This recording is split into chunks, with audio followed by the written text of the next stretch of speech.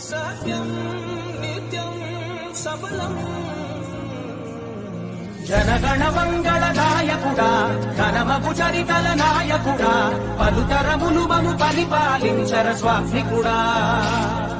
నవయుగ మేధో సైనికుడా, సమయము తెలియని సేవకుడా, యువ నవ్యాంధ్రకు ప్రగతిని చూపర సాధకుడా, వైతాళికుడా.